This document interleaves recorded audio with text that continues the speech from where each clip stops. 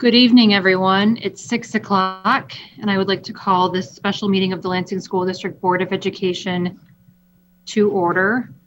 We're going to do things a little bit different this evening. My fellow board members are in attendance, but they are in attendance as attendees. And we're doing that because we would like to have the interview questions broadcast on the screen this evening, and this was the easiest solution that we could find. So we will see the board members as attendees this evening. I will be asking all of the interview questions this evening. With that said, I'm going to ask the clerk to not call the roll because the attendees do not currently have the ability to speak. So I will be verifying everyone's attendance this evening. And please join me for the Pledge of Allegiance. I pledge allegiance to the flag of the United States of America and to the republic for which it stands, one nation, under God, indivisible, with liberty and justice for all. Thank you, everyone.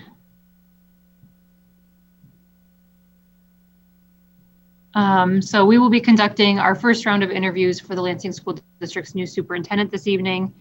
We will be conducting 3 interviews this evening. We will start with Mr. Marcus Davenport, then moving on to Ms. Jessica Benavidez, and finishing the evening with Mr. Rene Sanchez.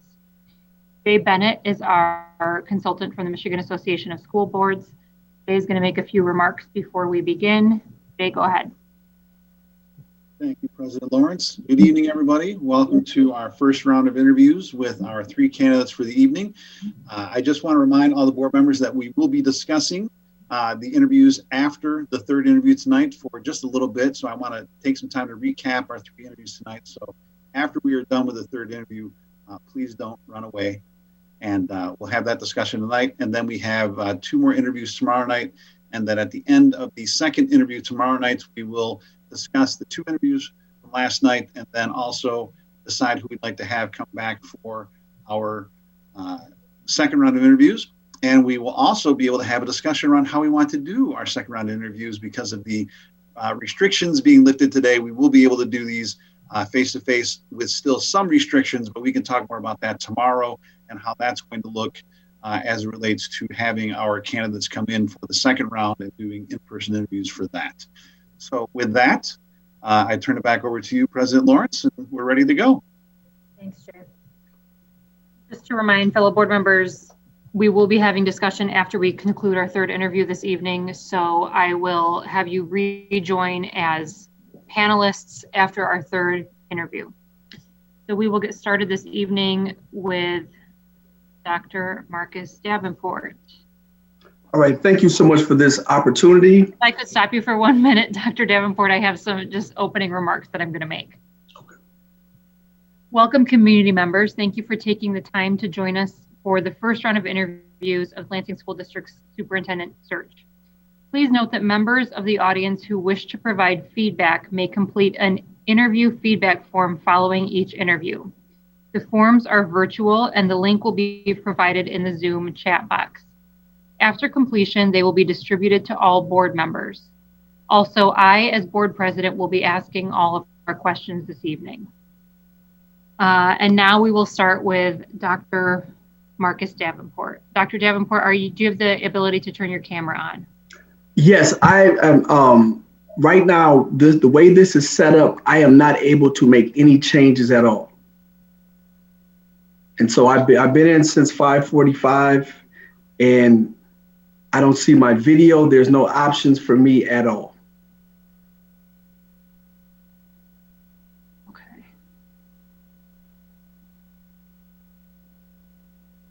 Let me, Up until a few minutes ago, I only had the ability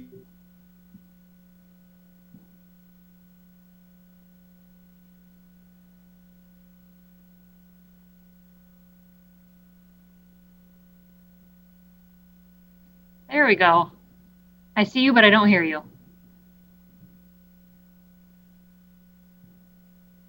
All right, I think we're all set. Okay, thank you. Thank you for bearing with For us. that, Madam President. Okay, thank you for being with us this evening. Following the interview questions, you will have the opportunity to make concluding remarks and ask a question as time allows. Dr. Davenport, we've had the opportunity to review your resume. Please tell us how your background and experiences make you a good fit to be our next superintendent. All right, thank you once again for that question.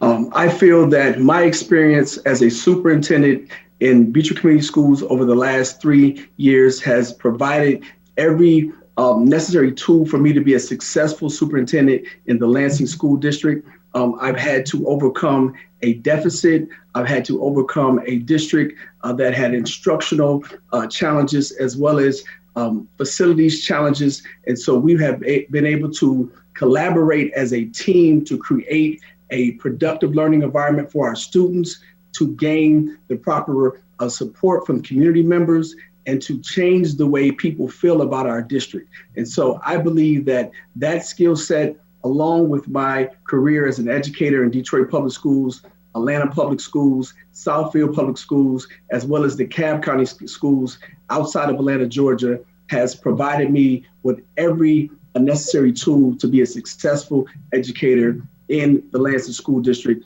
along with my educational background as far as a Ph.D. from Michigan State University, 3 degrees under the Michigan State University umbrella, and 1 under the University of Michigan umbrella as well. Thank you very much. Please share an example of a time you have led a sustained multi-year improvement initiative. Be specific regarding the situation, the task at hand, your specific role, and the outcome. Definitely. I would say that the first sustained multi-year, full-year plan that had to go into full action was when I first started as the proud superintendent of Beecher Community Schools, where, once again, as I stated, we were a school district that was in a tailspin. That happened to have 3 superintendents before I started on December 4th of 2017.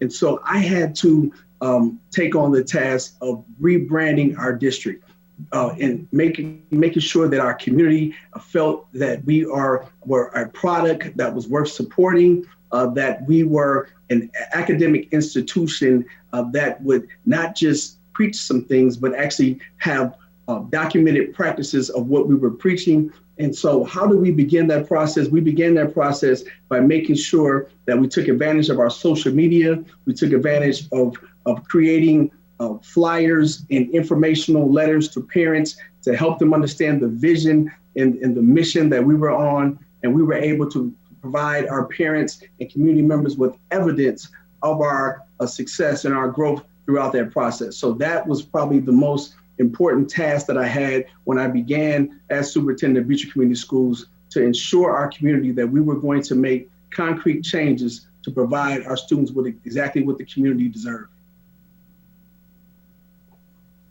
Thank you. Managing vision and purpose involves anticipating future trends, creating a compelling vision, and communicating that vision. Describe a situation that conveys your capability in this area. Okay. Well, right now, dealing with COVID-19, that is definitely a situation that conveys my ability to manage trends. We understand that districts across the state and across the country are suffering from a loss in student enrollment. We understand that students are suffering and with the challenges of virtual remote learning. We understand that teachers are adjusting to the difficult situation of being able to properly educate our students in this virtual setting or returning to face-to-face learning with this COVID-19 pandemic. So I think that successfully dealing with this pandemic, listening to parents, listening to staff members, listening to the community, and creating plans that will continuously evolve throughout this pandemic is a prime example of what I've done to answer your question, and what will continue to be the mission of all superintendents throughout our state and our country.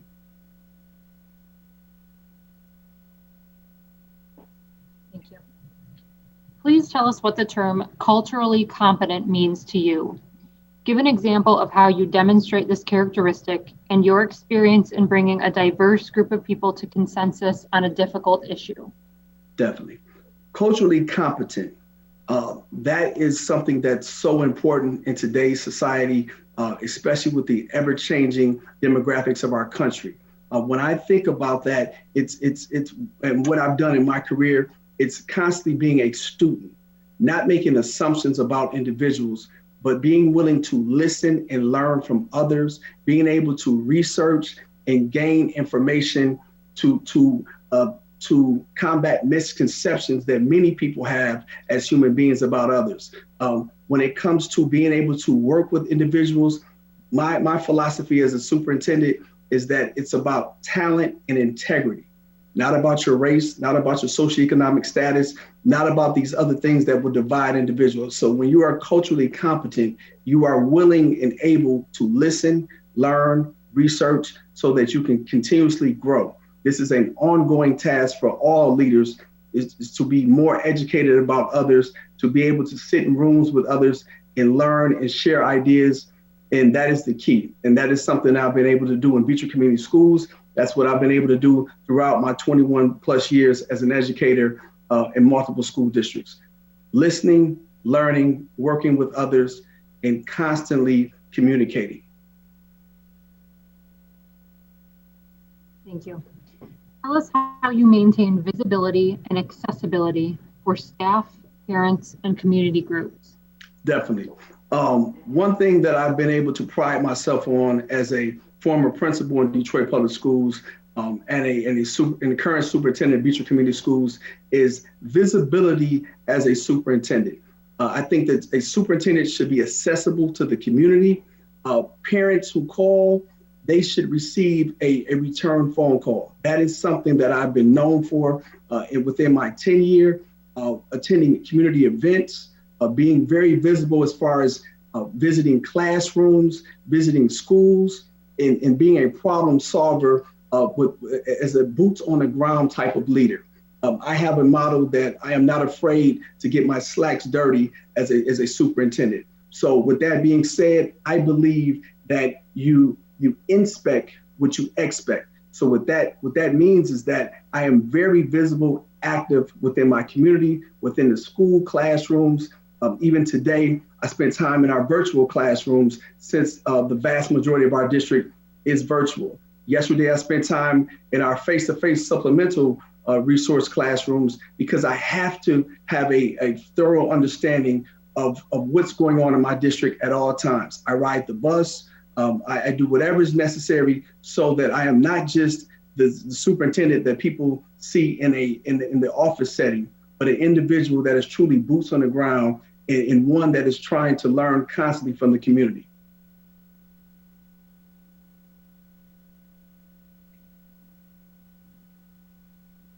How can we learn from successfully facing challenges or experiencing mistakes or failures? Please share a time when this was the case for you. What did you learn from the experience? How did you apply what you learned? Definitely. A time that I learned from mistakes and failures, which is an ongoing experience for superintendents and educators in our country as we continue to battle this pandemic. But an exact time would be during one of my first 2 years in Beecher Community Schools. We experienced a teacher shortage like most school districts. And I was very, very aggressive with recruiting teachers, making calls, going that extra mile to get teachers in our district. And one failure that I had in that process is that I spent so much time and energy in recruiting teachers and being personal to get those teachers in the district that I didn't think about once they were in the district. How do we retain those teachers? What are we doing to support those new teachers in an urban environment? And so that's something that I think about a lot. And I think about how as I grow as a superintendent, that's something that I would have to add to my toolbox as far as not just recruiting teachers, but maintaining teachers, staying in constant contact with those individuals so that once you get those individuals in your district, you are nurturing them so that they stay in your district. Because getting teachers to come to your district is just half the battle. And we know that there's a shortage of educators, and every educator is extremely valuable in our current school system, in our current society. So that is a lesson that was learned the hard way, and that is a mistake I'll never make again. describe how you would work to create a learning and working environment that is welcoming, inclusive, and increasingly diverse. How would you make sure that this is supported across the district and community? Definitely. Once again, when it comes to creating a welcoming environment, I believe that comes from the top. As the superintendent, I am a person that's not intoxicated with the power of this position or the perceived power of this position. I am an individual that's extremely humble.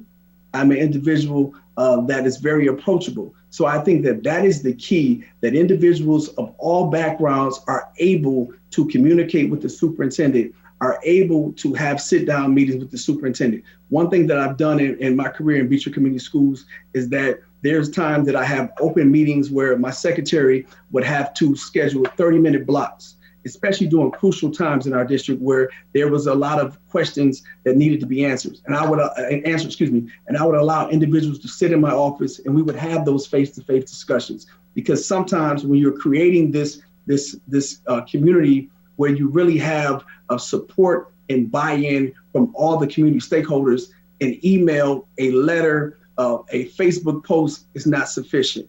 There's nothing like that face-to-face human touch, as we discussed, prior to this interview, as far as even the next round, being face-to-face. That is something that we, even though we're dealing with a pandemic, that is a necessary a process for growth and being able to communicate. And so that is something that I would embody in our district. And I would make sure that every single department, every single building has that. Because once again, it's not about race, it's not about sex, it's not about gender, it's not about preference. In my opinion, to have a successful district, it is about having talent and integrity. I want to surround our district with the most talented individuals, regardless of their background, and the individuals with the most integrity. If we have that winning combination, our school district will continue to be successful and will continue to flourish. How do you recruit, develop, and lead a management team? Give us an example of how you've done this in the past. Okay. Being able to recruit, manage, and lead a development team, that is something that I've had to do in my 3+ years in Beecher Community Schools. As I stated, I started on December 4th of 2017.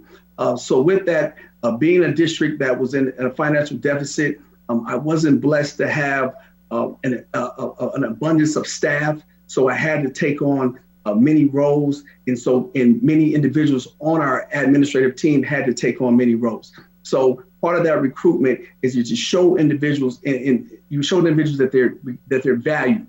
You make sure that individuals understand their role.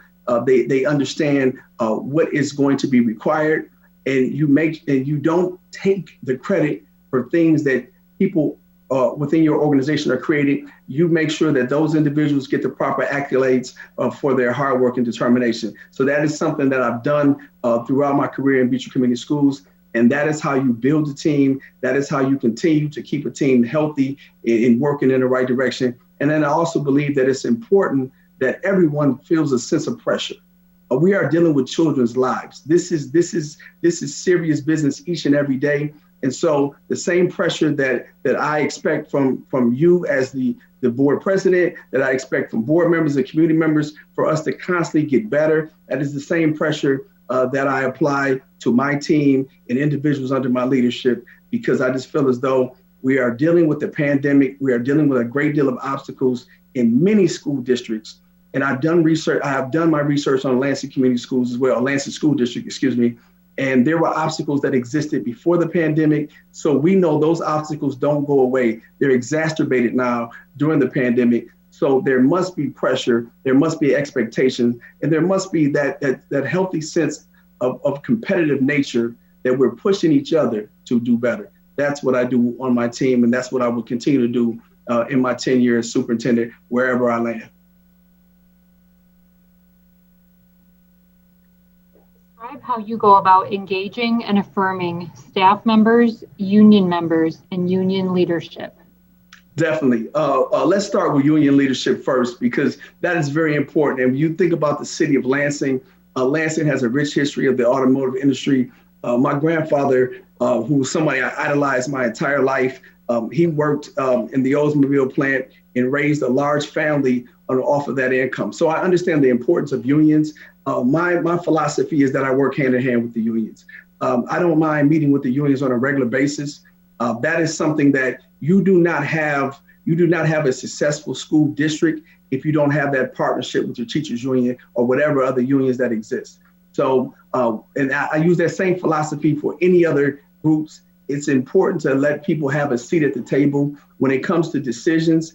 I try not to make all decisions or most of the decisions strictly from my office. I try to have support, and not only what people consider to be have buy-in, I try to have ownership where individuals are able to say that if that was my idea and give them their proper acknowledgments for those ideas so that we continue to move forward as a district. That has been the keys to my success.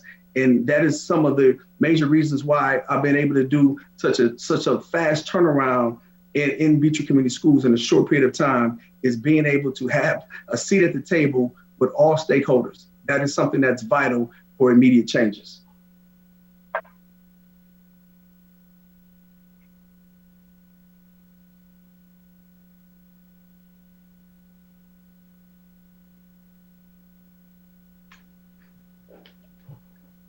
How do you go about making decisions on controversial issues?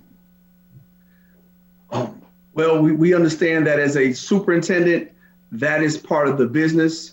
I think of every decision in a number of major ways. One of the decisions is you have to think about is it legal? Is it legal? When you make decisions, whatever you're doing, is it legal? Is it ethical? Okay. Then you have to think about it from a financial standpoint. You know, what are the financial consequences of those actions? And the most important is what's best for children. Those are the strategies that I use to make decisions. Is, you know, we have to look at all those other layers, but the most important aspect of that is what is best for children. We are in the business of educating children. So when I make decisions, I constantly think of what are we doing that's best for children. And when you talk about relationships with adults, oftentimes in school systems, we have to walk that thin line. Are we doing what's best for children? Or are we doing what's best for adults? And that's the reason why I always go back and ask myself, when I make strong decisions, controversial decisions, is it in the best interest of children? As long as I'm making decisions in the best interest of children and they're legal and ethical and they're financially feasible, then I can sleep well at night. Tell us what budget development process you use and how you gain broad support for the final result. Okay. Could you please repeat the question? I'm sorry. Of course. Tell us what budget development process you use and how you gain broad support for the final result. Okay. All right. Budget development process. What I try to do is when it comes to budgets, oftentimes what's best financially is not what's best for children, especially if you're dealing with districts that do not have a great deal of resources. So what I try to do is I try to have two different sides at the table. I try to have individuals that are only looking for what's best for the budget. Then I try to have another team that's only looking for what's best for the students. Now, when you look at that combination, what we do is we look at what is a need, what is a non-negotiable, and what is a want. So we make that separation. Then in the end, once again, we always think about what's legal, what's ethical, and what's best for children. And that's how we come to a final conclusion based on the amount that we have. We have to think about when you're looking at a budget, are we talking about legacy costs? Are we talking about things that have to do with additional premiums as far as insurance and things of that nature? You have to think about staffing. You have to think about the number one variable in education is student enrollment. What are your enrollment trends? So those are things that we constantly consider. And then when it comes to getting buy-in with the community, I believe in just strictly being transparent.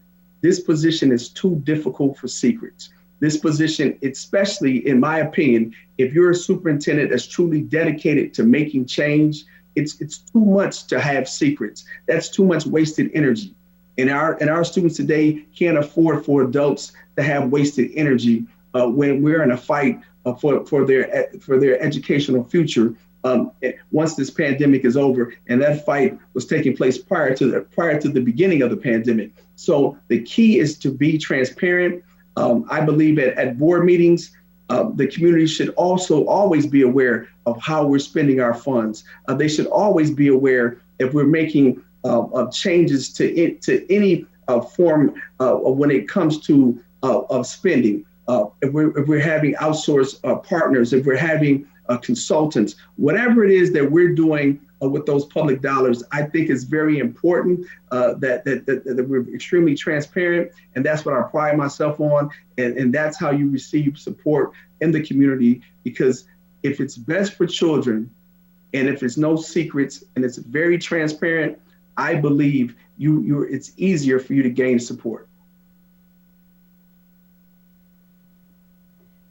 What does an effective relationship between the board and superintendent look like, and how do you cultivate such a relationship?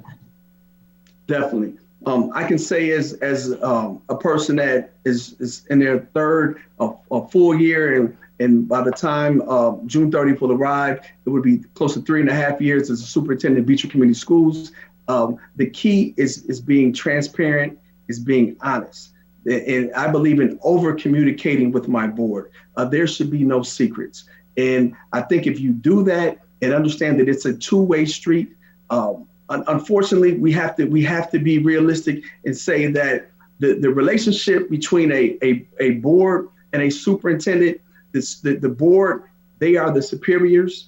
But at the same time, it is like a marriage. It is a union. And so for this union to be successful, you have to have trust. And that is a two-way street. So as a superintendent, I have to make sure that at all times I'm maintaining the highest level of integrity, the highest level of transparency, so that trust is never eroded when it comes to the relationship with the board. And I hope that the board will do the same with me, because once again, it is a two-way street in this union. And so I believe that how do you cultivate that? Only time cultivates that relationship. You have to constantly prove yourself. And that's something that I've done my entire career. And so as a person who growing up, my family moved 6 times by the time I was 18. So different neighborhoods, different cities, I always had to prove myself. So I don't have a problem proving myself on a consistent basis. I think that's the way you cultivate that relationship with a board, that understanding. And once again, I over communicate.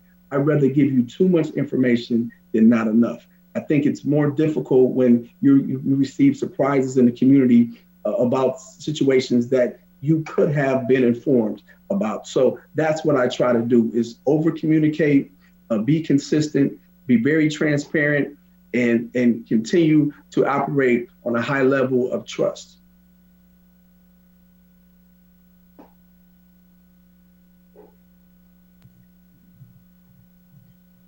Tell us about your experience in the development and implementation of one specific program change or initiative. What processes did you use? How did you involve others and provide support for sustaining this initiative? Definitely.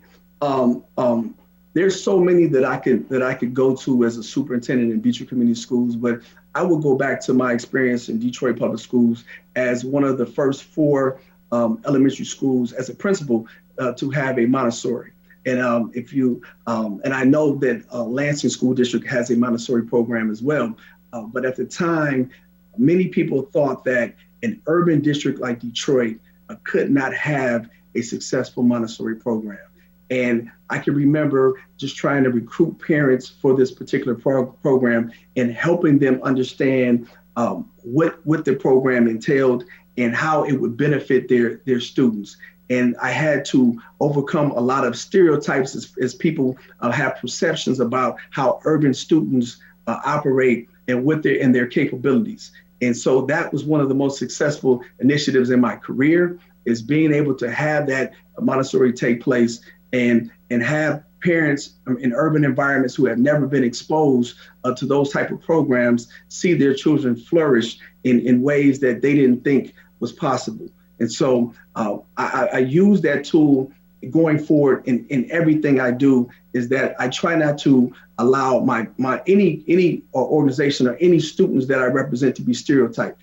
I try not to let students have limitations, and that is one of the prime examples of that experience is having that having to be hands-on, even when it came to selecting furniture, even when it came to being educated about the Montessori program. I had to do that as a principal, and so that was one of the shining moments, if you will, during my tenure as a principal. And that is something that has stayed with me throughout my career, is you never allow anyone to place students in a box. You never allow anyone to place people from a certain background or community in a box. If you provide students with the proper opportunity, the proper tools, you can watch them flourish. What unique skills or experience do you bring to this position, and how will the Lansing School District be served by this? Definitely. The unique skills that I bring to this position is I have just a true tenacity and an unwavering desire to change school systems, to create better learning opportunities for students, to make sure that they're the safest environments possible, to bridge gaps, to make sure that students who have been marginalized and not provided equal opportunities have those opportunities, because education is probably one of the only equalizers in our country right now, and to create wealth. And so that is something that I've always done, and that's one of my unique skill sets. Another one is just being able to communicate with individuals. Once again, I believe in being truthful. I believe in being transparent. I believe in being honest. And I have all of those attributes. But one of my probably the most important aspects or important attributes that I have as an educator is I have a strong backbone.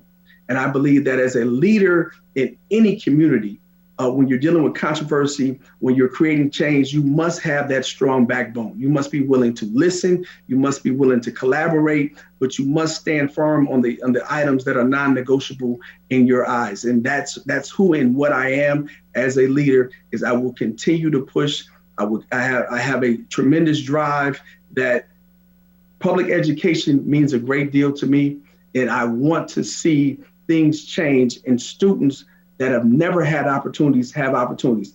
On the flip side of that, I want our students who have had every opportunity and go to the best schools within our district. And I want those students to continue to get better and to continue to improve. So for me, it is definitely a twofold that, simply put, student achievement means a great deal to me. Student safety and continuing to get better as a district, as a school leader, as an educator.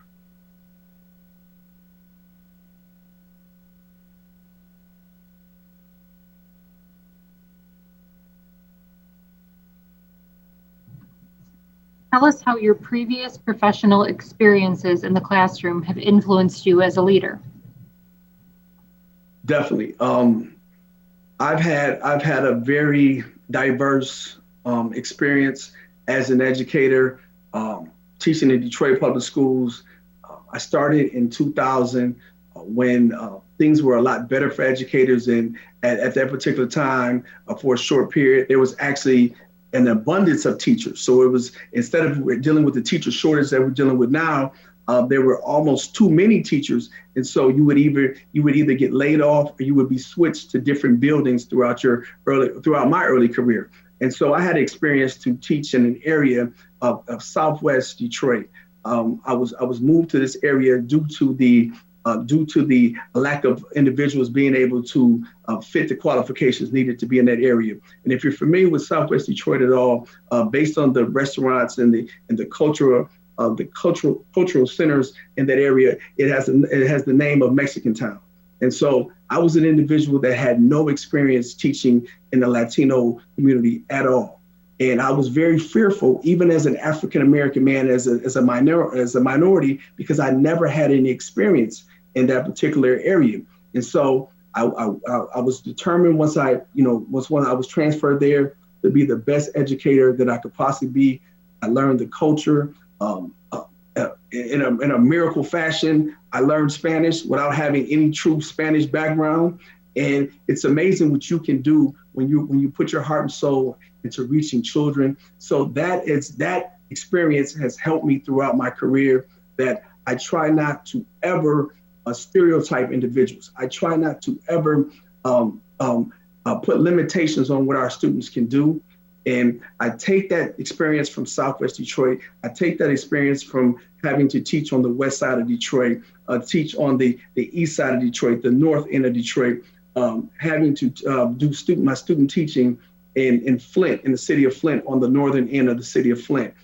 Being a product of many urban districts growing up, it has helped me as an educator, as a teacher, to understand the importance of being positive, of being steadfast in pushing students for higher excellence and having high expectations.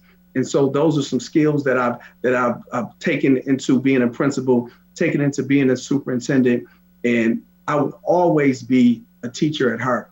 And I think that's something that has been an asset in my career, even when it comes to negotiating contract with teachers union and having discussions of hard topics with teachers, is that I tell people all the time, I spent 12 years in the classroom, and that 12 years made me the superintendent that I am. And so I will always be a teacher at heart. I will always support our educators, but I would also be that individual that's always pushing everyone to do more and to improve. At the same time, trying to find ways that we can fully and truthfully compensate our educators for the outstanding work they do. And many times we're unable to give them what they truly deserve. What would you consider to be the single biggest obstacle to improving student academic achievement? Now, I know I'm not supposed to ask you a question, so I don't want you to answer the question, but I would say, to be safe, was this prior to COVID or during COVID? But I will answer the question anyway, and I'll just make sure that it's twofold. So the single biggest obstacle to improving student achievement is the fact that as educators, we are constantly in a competition, in a losing battle with things like TikTok and the internet and YouTube and video games and all of these things, these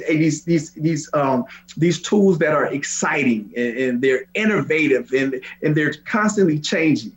We tend to look at education and tend to do the same thing the same way each and every year, and then we act surprised why it doesn't work. We must constantly adapt. And I think that is one of the biggest challenges, is now coming off of, one day we hope that COVID will be over and the pandemic will be over. And so once that is over, you're dealing with children that have, the vast majority of children have spent a lot of time on the screen. They spend a lot of time not being in a classroom, of being able to turn their screens off, of being able to press the mute button. That doesn't exist in traditional education. So I think that one major challenge will be, how do we adapt as educators? How do we continue to be agile, continue to innovate, and continue to find ways that match the experiences of TikTok? How do we make education enjoyable? How do we make it exciting? How do we utilize hands-on activities to keep our students engaged? That's what I think will be the biggest challenge. And I believe that in the Lansing School District, when I look at, from doing my research, the systems that you have in place, the individuals that you have in particular positions, you have layers and layers of support. I believe that if those layers and layers of support are pushed in the right direction, everything that I just spoke about, that creativity, that innovation, that providing the joy and excitement to education, I believe it could be a reality.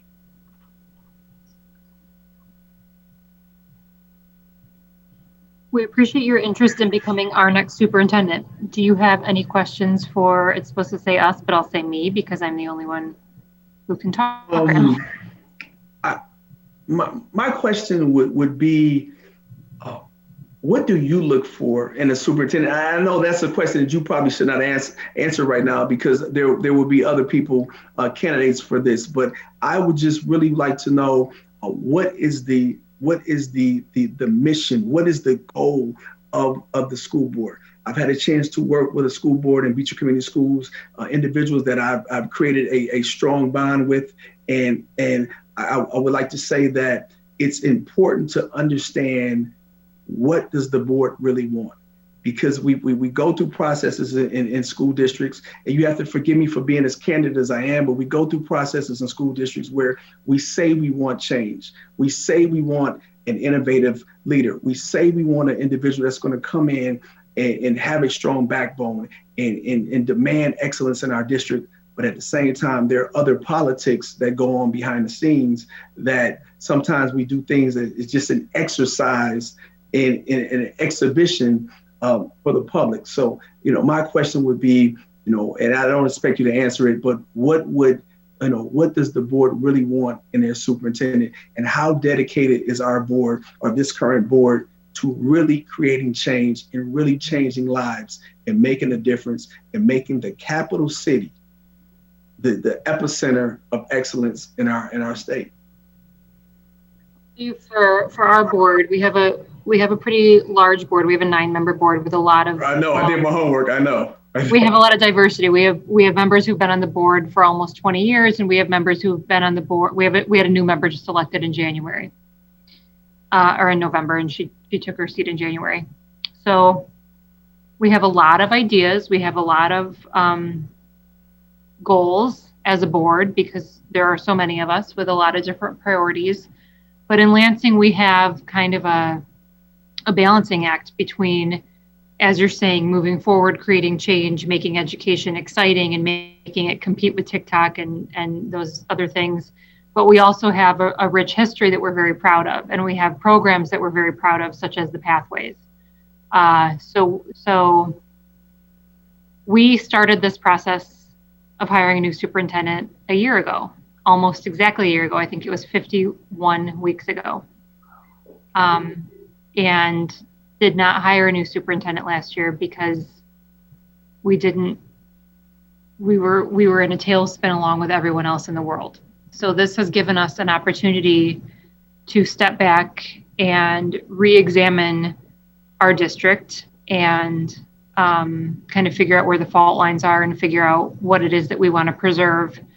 So I think it's safe to say that we are looking for someone to bring new ideas and new energy, but also looking for someone who's going to help us continue with the things that we are so very proud of.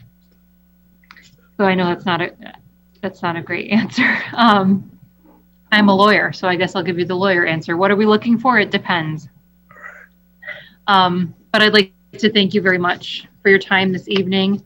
We appreciate your interest in our superintendent position. The board, as you know, is interviewing a number of candidates, and we will contact you if you are selected as a finalist. Thank you for coming. We have enjoyed meeting with you. All right. Thank you. Take care. Thank you. Thanks, Dr. Davenport.